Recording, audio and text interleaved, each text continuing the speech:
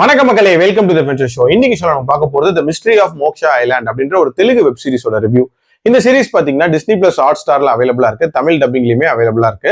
இந்த சீரிஸ்ல அசுதோஷ் ராணா, பிரியா ஆனந்த், சோனியா அகர்வால் அப்படின்ட்டு ஒரு பெரிய நட்சத்திர பட்டாளமே நடிச்சிருக்கு. மொத்தமா 8 எபிசோட்ஸ் இருக்கு. ஒரு எபிசோடுமே லெஸ் தென் ½ hour டியூரேஷன் தான்.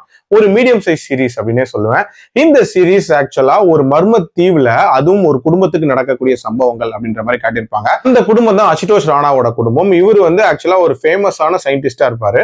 திடீர்னு இறந்து போயிருப்பாரு. சோ அவரோட அந்த ரத்த சொந்தங்கள் இருக்காங்களா எல்லாத்தையும் வந்து ஒரு தீவுல வந்து அசம்பிள் ஆக சொல்லுவாரு. சோ தட் அப்பதான் அவரோட சொத்துக்கள் அவங்களுக்கு போய் சேரும். அதுவும் அந்த தீவுல ஒரு வாரம் தங்கணும் அப்படின்ற மாதிரியான ஒரு டாஸ்க் மாதிரி கொடுப்பாங்க. சோ அந்த தீவுல அந்த ஒரு வாரம் நடக்கக்கூடிய சம்பவங்கள் என்ன, யார் யாருக்கு என்னென்ன ஆகுது, அண்ட் அசுதோஷ் ராணா பண்ணக்கூடிய ஆராய்ச்சிகள் என்ன அப்படின்ற மாதிரி நிறைய விஷயங்களை சொல்லக்கூடிய ஒரு சீரிஸ் தான் இந்த சீரிஸ். ஆக்சுவலி இந்த சீரிஸ் ஸ்டார்ட் ஆகும்போது பயங்கரமான ஒரு சர்வைவல் த்ரில்லரா இருக்க போது, அதுவும் சயின்டிபிக் எலிமெண்ட்ஸ் நிறைஞ்சதா இருக்கு அப்படின்ற மாதிரியான ஒரு பில்டப் கொடுத்திருப்பாங்க. அதுக்கு ஏத்த மாதிரி ஏகப்பட்ட மிஸ்டீரியஸான விஷயங்களும் வச்சிருப்பாங்க. அதாவது அசுதோஷ் ராணாக்கு என்ன ஆகியிருக்கும், அவர் என்ன ஆராய்ச்சி பண்ணுவாரு, அண்ட் இந்த ஃபேமிலி மெம்பர்ஸ் ஒருத்தரும் எப்படி ரிலேட்டடு, இந்த மாதிரி நிறைய விஷயங்கள் வந்து ஸ்டார்டிங்ல சூப்பரா வந்து பில்ட் பண்ணிருப்பாங்க.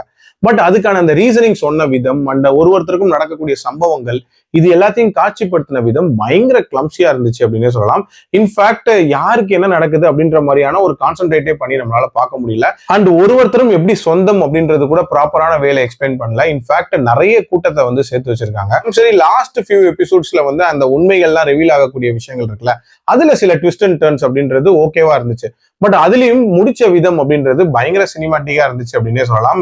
அதுவும் சில விஷயங்கள் நம்மளே ப்ரெடிக்ட் பண்ணிடலாம், அந்த மாதிரி தான் போகும்ட்டு அந்த மாதிரி தான் இருந்துச்சு. ஆல்சோ கேரக்டர் டிசைனை பொறுத்த வரைக்கும் எந்த கேரக்டருக்குமே பெருசா ஸ்கிரீன் ஸ்பேஸ் இருந்த மாதிரியே தெரியல. அதாவது கிட்டத்தட்ட கேமியோ மாதிரி தான் எல்லா கேரக்டர்ஸுமே யூஸ் பண்ணியிருந்தாங்க. ஸோ இன்னுமே பெட்டரா அந்த கேரக்டர்ஸ் எல்லாத்தையுமே டிசைன் பண்ணியிருந்திருக்கலாம். ஓவரால் ஒரு மாதிரி நல்ல ஐடியா, பட் இம்ப்ளிமெண்ட் பண்ண விதம் அப்படின்றது ரொம்ப ரொம்ப அமேச்சரிஷா இருந்துச்சு அப்படின்னே சொல்லுவேன். என்னோட ரேட்டிங் இந்த சீரிஸ்க்கு வந்து 2.3 out of 5.